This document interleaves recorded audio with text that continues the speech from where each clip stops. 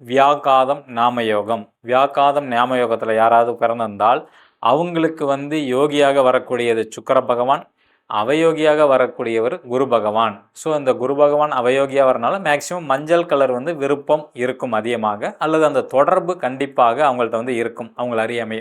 So அந்த கலரை வந்து விட்டுட்டாவே அவங்களுக்கு வந்து அதிர்ஷ்டம் நடக்க ஆரம்பிச்சிடும். ஓகேங்களா?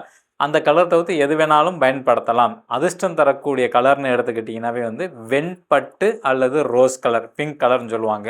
பெண்களாக இருந்தால் ரோசாப்பூ கூட வச்சுக்கலாம். ஓகேங்களா?